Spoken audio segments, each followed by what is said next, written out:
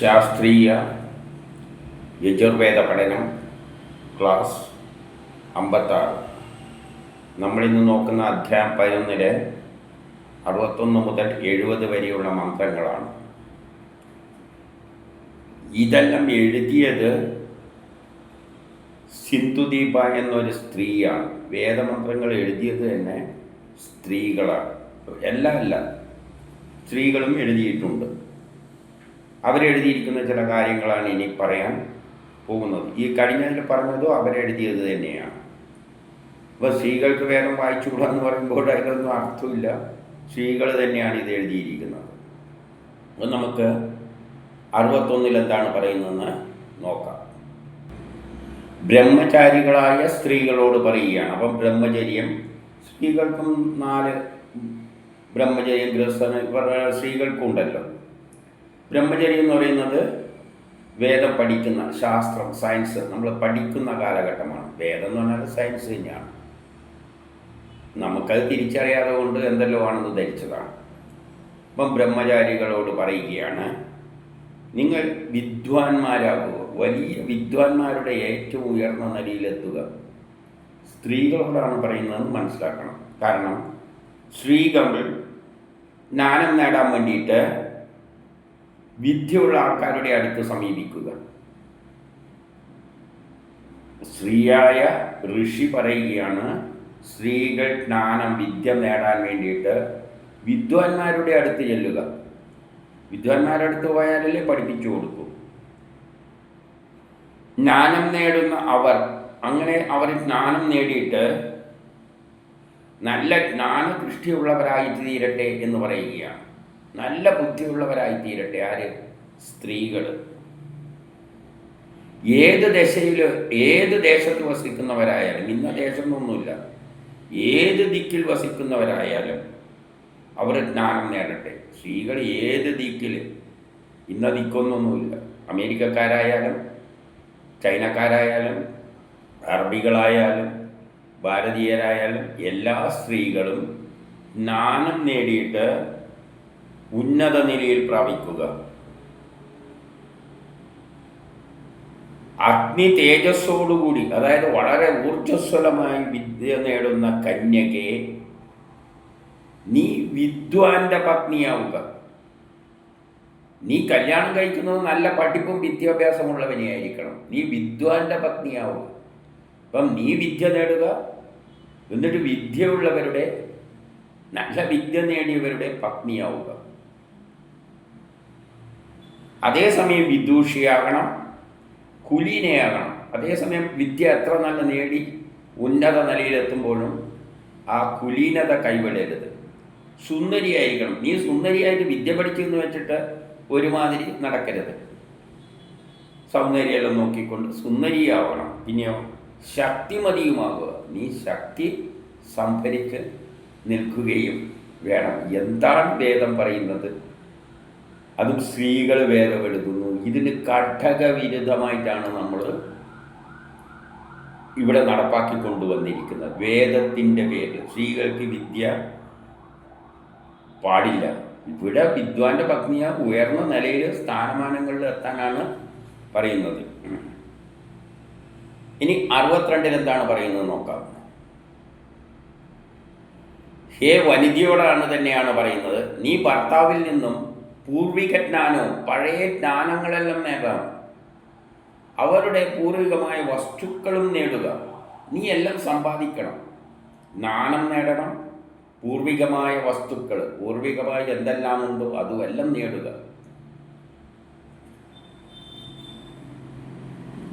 നിനക്ക് മിത്രഭാവം ലഭിക്കട്ടെ. മിത്രഭാവം എന്ന് പറഞ്ഞാൽ നല്ല ആൾക്കാരുമായിട്ടുള്ള എല്ലാ സഹകരണവും നിനക്കുണ്ടാകട്ടെ. അതിലൂടെ നീ കർമ്മകുലശയാകട്ടെ.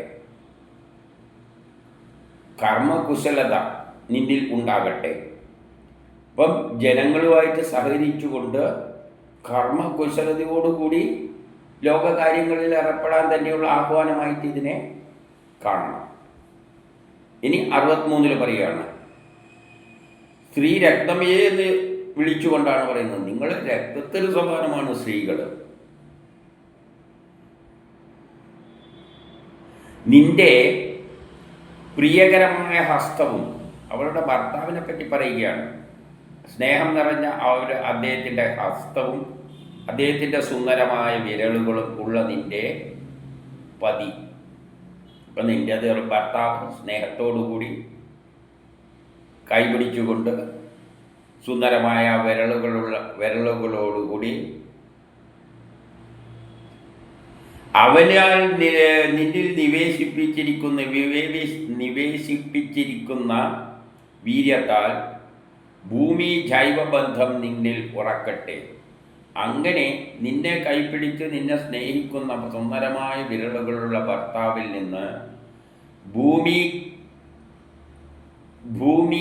ജൈവബന്ധം എന്ന് പറഞ്ഞാൽ ഭൂമിയും ജീവജാലങ്ങളും തമ്മിലുള്ള ആ ബന്ധം. അതായത് പുതിയ കുട്ടികൾ നിന്നിലൂടെ ബന്ധം സ്ഥാപിച്ച് ഭൂമിയിലേക്ക് ഭാവി തലമുറയായിട്ട് വരട്ടെ, ആ ബന്ധം സ്ഥാപിക്കട്ടെ എന്നാണ് പറയുന്നത്. ആരിലൂടെ? ഈ ഭർത്താവിലൂടെ. അതിനുവേണ്ടി നീ എന്ത് വേണം? അതായത് നല്ല നിന്നെ ഇഷ്ടപ്പെടുന്ന പുരുഷനിൽ നിന്ന്, സുന്ദരമായ പുരുഷനിൽ നിന്ന് ഭൂമി ജൈവബന്ധം ഉണ്ടാകുന്ന തരത്തിൽ നിന്നിൽ ഉറപ്പിക്കട്ടെ.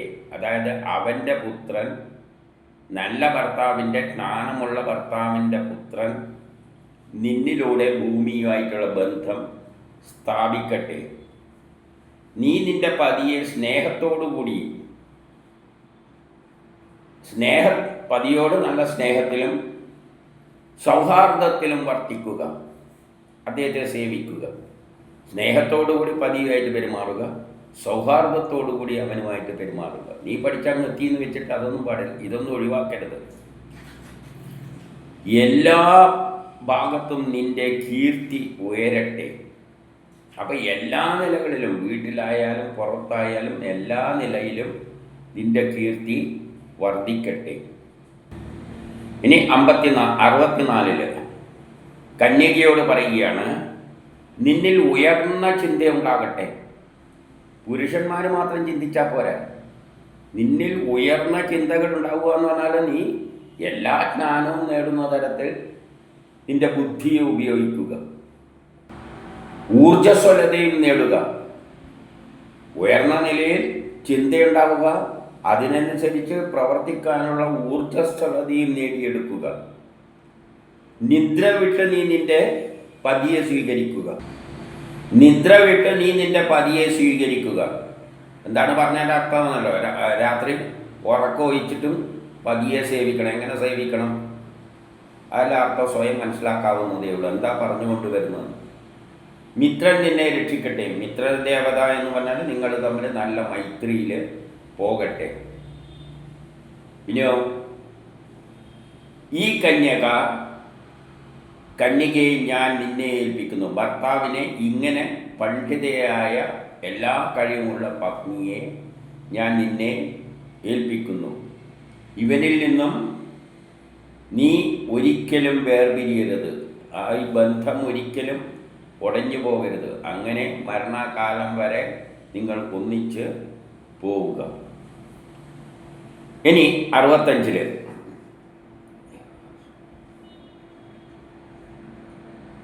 മനുഷ്യഗണങ്ങളെ, ഇനി മനുഷ്യരോട് പറയുകയാണ്,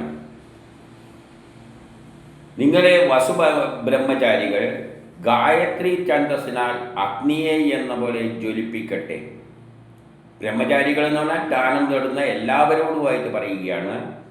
ഗായത്രി ഛന്ദസ്സിലൂടെയാണ് നമ്മൾ ജീവിക്കുന്നത്. നമ്മുടെ പ്രപഞ്ചവുമായിട്ട് നമ്മളുമായിട്ട് ബന്ധപ്പെട്ട കാര്യങ്ങളെല്ലാം ഗായത്രി ഛന്ദസ്സിലൂടെയാണ്. അഗ്നിയെപ്പോലെ ജ്വലിപ്പിക്കട്ടെ. അതായത് ബ്രഹ്മചാരികൾ അഗ്നിയെപ്പോലെ ജ്വലിക്കുന്ന ജ്ഞാനം നേടുന്നവരായിട്ട് തീരട്ടെ. സ്ത്രീകളോട് പറഞ്ഞതിൻ്റെ ശേഷം എല്ലാവരോടും പറയുകയാണ്.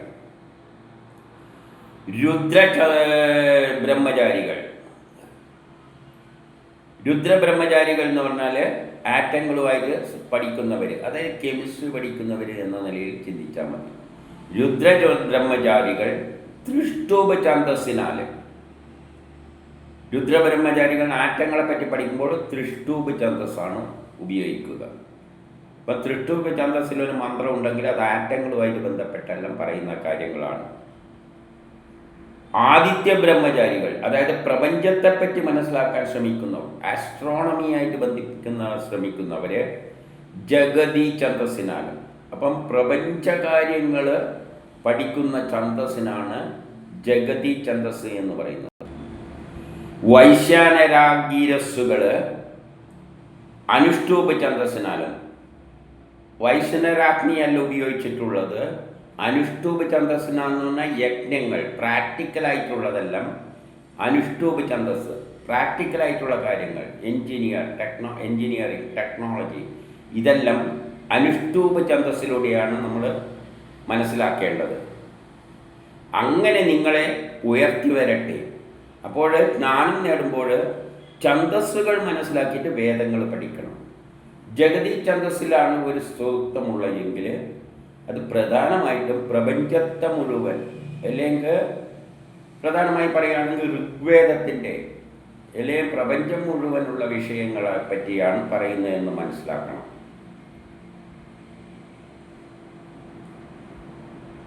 ഗായത്രി ഛന്ദസ്സിലൂടെയാണ് പഠിക്കുന്നതെങ്കിൽ നമ്മളെ ഭൂമിയായിട്ട്, നമ്മളുമായിട്ട് ബന്ധപ്പെട്ട ഭൂമിക്ക് ചുറ്റുമുള്ള സൂര്യനും അതും ഇതുമെല്ലാമായിട്ട് ബന്ധപ്പെട്ട കാര്യങ്ങൾക്ക്, ജീവിതവുമായിട്ട് ബന്ധപ്പെട്ട കാര്യങ്ങളാണ് ആ ഗായത്രി ഛന്ദസ്സിൽ നമ്മളിൽ വരിക. ഇപ്പോൾ ഒരു മന്ത്രം ഗായത്രി ഛന്ദസ്സിലാണെങ്കിൽ നമ്മളുമായിട്ട് ജീവിതവുമായിട്ട് ബന്ധപ്പെട്ട കാര്യങ്ങളാണ്, അല്ലാതെ ആകാശത്തിലുള്ള അങ്ങനത്തെ. പക്ഷെ അതിൻ്റെ ഭാഗം തന്നെയാണ് ഇതിൽ, അതുകൊണ്ട് എല്ലാം അങ്ങോട്ടും ഇങ്ങോട്ടും മാറിയെല്ലാം കിടക്കുകയും ചെയ്യും. തൃഷ്ടൂപ ഛന്ദസ്സാണെങ്കിൽ കെമിസ്ട്രി ആയിട്ട്, ആറ്റങ്ങളുമായിട്ട് ബന്ധപ്പെട്ട, അതിൻ്റെ സ്ട്രക്ചറുമായിട്ട് ബന്ധപ്പെട്ട കാര്യങ്ങളെല്ലാം. അനുഷ്ഠൂപ ഛന്ദസ്സാണെങ്കിൽ കെമിസ്ട്രി ആയിട്ട് ബന്ധപ്പെട്ട അതിൻ്റെ ആപ്ലിക്കേഷൻസാണ്. കെമിസ്ട്രി മാത്രമല്ല, ഫിസിക്സ് എല്ലാത്തിൻ്റെയും ടെക്നോളജി വശമാണ് അനുഷ്ഠൂപ ഛന്ദസ്സിലൂടെ വരുന്നത്. അതിലൂടെ എന്തും വരും, അഗ്നിയായിട്ട് ബന്ധപ്പെട്ട, ഊർജവുമായിട്ട് ബന്ധപ്പെട്ട കാര്യങ്ങളെല്ലാം വരും. ഇനി 66, അഗ്നി ജ്വലിപ്പിച്ചിട്ട് വേണം നിങ്ങൾ സത്യം സ്വീകരിക്കാൻ. അതായത് പുതിയ പുതിയ കാര്യങ്ങളിലേക്ക് നിങ്ങൾ കടക്കണ്ടെങ്കിൽ നിങ്ങൾ അഗ്നി ജ്വലിപ്പിക്കണം. അതായത് നമുക്ക് പുതിയൊരു വസ്തു ഉണ്ടാക്കണമെങ്കിൽ, പുതിയൊരു ചോറുണ്ടാക്കണമെങ്കിൽ അഗ്നി ജ്വലിപ്പിച്ചല്ലേ പറ്റൂ. അപ്പം പുതിയൊരു യജ്ഞത്തിലേക്ക് നിങ്ങൾ കടക്കുമ്പോൾ അഗ്നിയെ ജ്വലിപ്പിക്കുക, അതാണ് സത്യത്തിലേക്ക് നയിക്കുന്നത്. വാക്കിൻ്റെ അധിപനായ അഗ്നി ജ്വലിപ്പിക്കട്ടെ. വാക്ക് എന്ന് പറഞ്ഞാൽ വാചകം അല്ലെങ്കിൽ ശാസ്ത്രം. ശാസ്ത്രത്തിലൂടെയാണ് അഗ്നി നമ്മൾ ഉപയോഗിക്കാൻ പോകുന്നത്. ശാസ്ത്രീയമായിട്ട് ഒരു ചോറുണ്ടാക്കുക എന്ന് പറയുമ്പോൾ അവിടെയാണ് നമ്മൾ അഗ്നി കയറി ഉപയോഗിക്കുന്നത്. അഗ്നി എപ്പോഴും സയൻസിനെ പിന്തുടർന്നുകൊണ്ടാണ് വരിക. സയൻസിൽ നിന്ന്, സയൻസിൻ്റെ തത്വത്തിൻ്റെ അടിസ്ഥാനത്തിലാണ് അഗ്നി പ്രയോഗിക്കുക. അപ്പോഴാണ് നമുക്ക് കാര്യം സാധിക്കുക. അപ്പോൾ സയൻസിനെ ഫോളോ ചെയ്തിട്ടാണ് അഗ്നി വരിക. ആത്മാവിൻ്റെ അഗ്നി ഉണർത്തിയിട്ട് മനസ്സിനെ ശക്തമാക്കുക.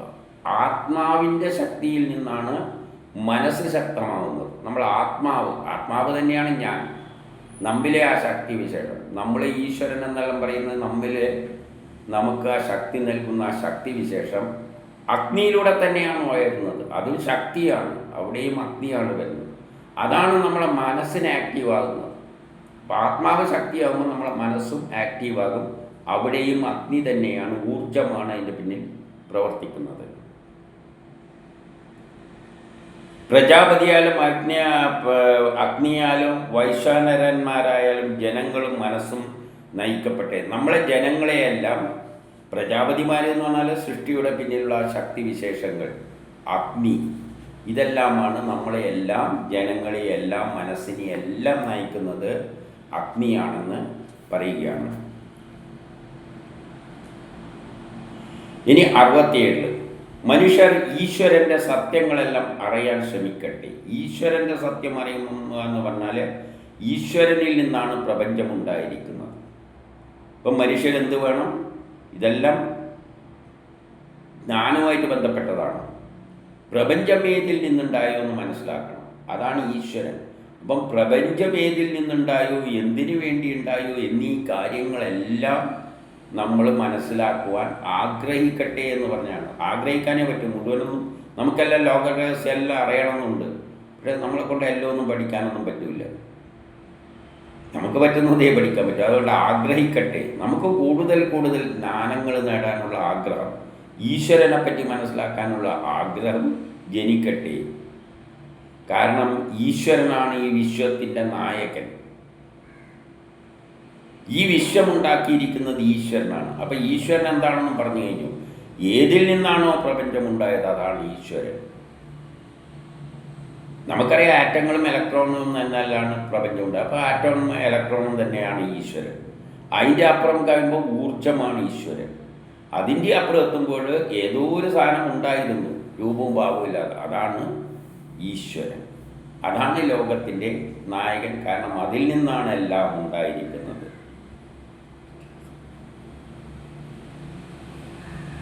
സത്യത്തിനധിഷ്ഠിതമായി പ്രവർത്തിക്കുന്ന കാഴ്ചപ്പാടുള്ള ജനങ്ങൾ ഉണ്ടാകട്ടെ.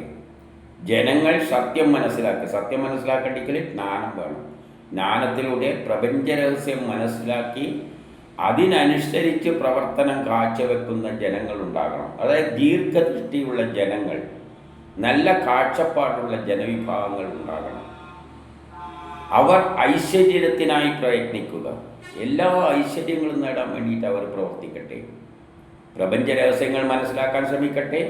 എല്ലാ ഐശ്വര്യങ്ങളും അതിലൂടെ അവർ നേടാൻ ശ്രമിക്കട്ടെ. അന്നവും പ്രശസ്തിയും അതുവഴി നേടട്ടെ. അന്നം എന്ന് പറഞ്ഞാൽ തിന്നാനുള്ള സാധനം എന്നൊക്കെ അർത്ഥത്തിലെടുക്കുക. അല്ലെങ്കിൽ പുതിയ പുതിയ വസ്തുക്കൾ, പ്രൊഡക്ട്സ്, പുതിയ പുതിയ ഉൽപ്പന്നങ്ങളും അതിലൂടെ പ്രശസ്തിയും. നമ്മളിന്ന് മനുഷ്യൻ പ്രശസ്തരായ എന്തുകൊണ്ടാണ്? നമ്മൾ ഈ കണ്ടുപിടുത്തങ്ങളെല്ലാം നടത്തിയിട്ട് അത്രയും ഉയർന്ന നിലയിലെത്തുകയാണ്. ആ ഉയർന്ന നിലയിലുള്ള ജനങ്ങളെയാണ് ബ്രാഹ്മണർ എന്നെല്ലാം പറയുന്നത്, ശാസ്ത്രജ്ഞന്മാർ. അവർ തന്നെയാണ് ദൈവം എന്നും വേദം പറഞ്ഞു വയ്ക്കുന്നുണ്ട്. അപ്പോൾ എത്രമാത്രം നമ്മൾ ജ്ഞാനത്തിൽ ഉയരുന്നുവോ അത്രത്തോളം നമ്മൾ ദൈവമായിട്ട്, ഈശ്വരന് സമാനമായിട്ട് മാറുകയാണ്. വിജയത്തിൻ്റെ പാതയിലേക്ക് എല്ലാവരെയും നയിച്ചാലും എല്ലാവരും വിജയത്തിൻ്റെ പാതയിലേക്ക് നല്ല വഴിയിലൂടെ മുന്നേറാൻ വേണ്ടിയിട്ട് ശ്രമിക്കണം. ഇനി 68 അമ്മയോട് പറയുകയാണ്, മാതാവോട്, ഞങ്ങളെ അറിവിൽ നിന്നും അടർത്തി മാറ്റരുത്. അപ്പം മാതാവിൻ്റെ ഉത്തരവാദിത്തമാണ് കുട്ടികളെ, ഞങ്ങളെ എന്ന് പറഞ്ഞാൽ നമുക്കെല്ലാം മാതാവുണ്ട്. മാതാവിനോട് പറയുകയാണ്, നമ്മളെ അറിവിൻ്റെ പാതയിൽ നിന്നും മാറ്റരുത്. അമ്മയുടെ ഉത്തരവാദിത്തമാണ് കുട്ടികളെ നിർബന്ധിച്ച് പഠിക്കാൻ പറഞ്ഞു വിടണം. അതിൽ അമ്മമാർക്കാണ് ഉത്തരവാദിത്തം. അച്ഛന്മാർ ഓഫീസിൽ പോകും, പിള്ളേരാടി ഇരുന്ന് കളിക്കാൻ പാടില്ല. അമ്മമാരുടെ ഉത്തരവാദിത്തമാണ് ഞങ്ങളെ അറിവിൽ നിന്നും അടർത്തി മാറ്റരുത്.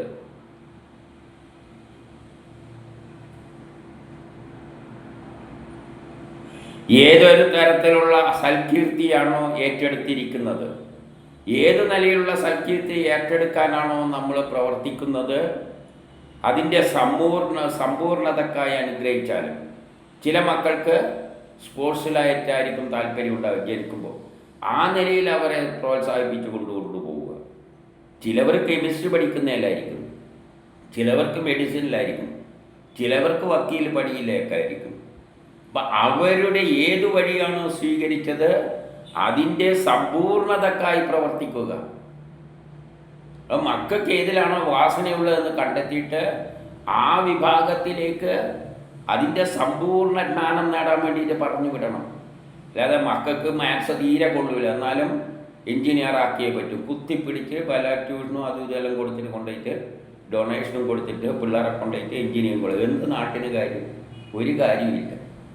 അപ്പം മക്കൾ ഏത് നിലയിലാണോ ശോഭിക്കുന്നത് ആ നിലയിൽ അവരെ ഉയർത്തിക്കൊണ്ടുവരിക, എന്നിട്ട് അതിൻ്റെ പൂർണ്ണ ലെവലിൽ എത്തിക്കുക.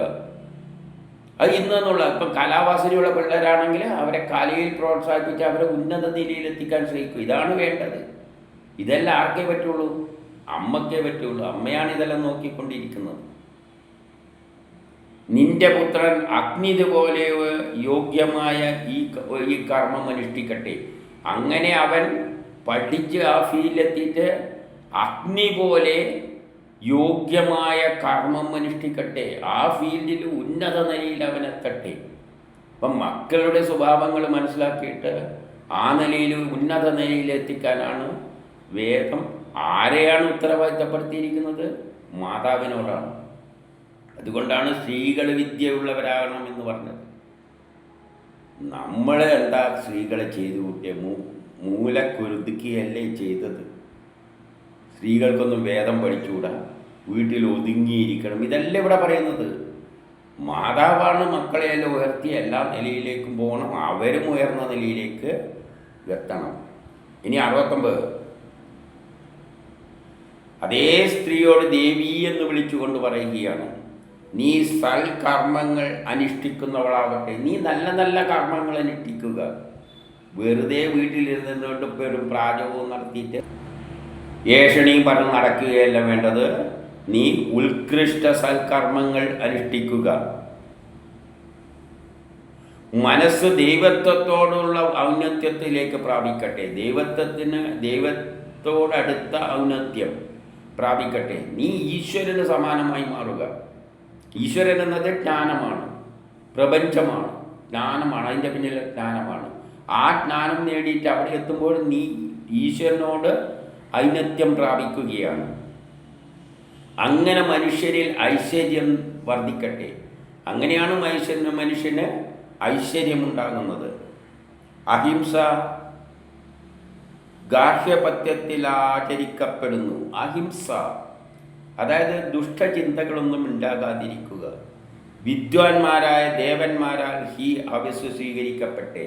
വിദ്വാൻമാരായ ദേവതകൾ എന്ന് പറഞ്ഞാൽ ഈ പ്രപഞ്ചത്തിലുള്ള എല്ലാ വസ്തുക്കളും വിദ്വാൻമാരാൽ, അപ്പം പഠിച്ച് വിദ്യയുള്ളവരിലൂടെ വേണം ഈ പ്രപഞ്ച വസ്തുക്കളെയെല്ലാം കൈകാര്യം ചെയ്യുവാൻ. ഇനി 70, ഗൃഹപതികൾ ഫലം നൽകുന്ന വൃക്ഷത്തെ പോലെ ആകണം. ഗൃഹത്തിലെ പതികൾ എന്ന് പറഞ്ഞാൽ ഭർത്താക്കന്മാർ, ആണുങ്ങൾ, ഫലം നൽകുന്ന വൃക്ഷത്തെ പോലെ ആകട്ടെ. ഒന്നും ചിന്തിക്കാതെ ഫലം, വൃക്ഷം എന്തെങ്കിലും ആഗ്രഹിച്ചിട്ടാണോ? ഇല്ല. ആ വീട്ടിൻ്റെ നന്മയ്ക്ക് വേണ്ടി, അതിൻ്റെ ചുറ്റും കൂടുന്ന ആൾക്കാരുടെ നന്മയ്ക്ക് വേണ്ടിയിട്ടാണ് അത് കായ്ക്കുന്നത്. അതുപോലെ ഗൃഹപതികളും ആ വീട്ടത്തിന് വേണ്ട എല്ലാ ഐശ്വര്യങ്ങളും വേണ്ട സാധനങ്ങളെല്ലാം എത്തിച്ചു കൊടുക്കട്ടെ. അവരൊന്നും പ്രതീക്ഷിക്കാതെ ആ വീടിന് വേണ്ടിയിട്ട്. അപ്പം ഗൃഹപതികൾ ഫലം നൽകുന്ന വൃക്ഷങ്ങളെപ്പോലെ ആയിത്തീരട്ടെ. എന്നിട്ട് ഹവിസ് സ്വീകരിക്കുക. വീര്യവാനായ പുത്രൻ പിറക്കട്ടെ. ഈ ഹവിസ് സ്വീകരിച്ചുകൊണ്ട്, അങ്ങനെയുള്ള പുരുഷൻ്റെ ഹവിസ് സ്വീകരിച്ചുകൊണ്ട്, ഹവിസ് എന്താണ് സ്ത്രീ സ്വീകരിക്കുന്നത് പറയാതെ തന്നെ ചിന്തിച്ചാൽ മതി. അങ്ങനെയുള്ള പുരുഷന്മാരുടെ ഹവിസ് സ്വീകരിച്ചുകൊണ്ട് വീര്യവാനായ പുത്രൻ ജനിക്കട്ടെ. അങ്ങനെ വീട്ടിൻ്റെ ഗൃഹനാഥൻ വീര്യവാനാകണം, അവനിൽ നിന്നും വീര്യനായ പുത്രനും ജനിക്കട്ടെ. ഈ ഗാർഹ്യപത്യത്തിലൂടെ ആഹ്ലാദം അനുഭവിക്കുക. അതിലൂടെ വേണം നിങ്ങൾ ആഹ്ലാദം അനുഭവിക്കുവാൻ. അത്തരമൊരു കുടുംബ സെറ്റപ്പിലൂടെ നിങ്ങൾ ആഹ്ലാദം അനുഭവിക്കുക. യജുർവേദം പറയുന്ന കാര്യങ്ങൾ നമ്മളുമായിട്ട് വലിയ ഉപദേശം, നമ്മളുമായിട്ട് ബന്ധപ്പെട്ട കാര്യങ്ങൾ ശാസ്ത്രീയമായിട്ട് പറയുകയാണ്. പഠിപ്പിൻ്റെ പ്രാധാന്യത്തെ പറ്റിയാണ്.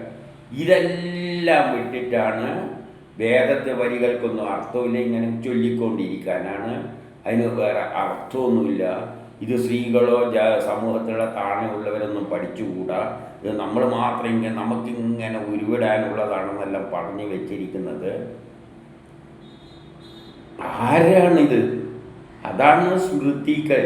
മനുഷ്യർ പിൻകാലത്ത് ഈ വേദങ്ങളൊന്നും വായിച്ചിട്ട് ഒരു ചുക്കും മനസ്സിലായില്ല. അപ്പം വായിക്കുന്നതൊന്നും അവർ അവരുടേതായ ഒരു മതം മാതിരി അതിനെ മാറ്റിയെടുക്കുകയാണ് ചെയ്തത്.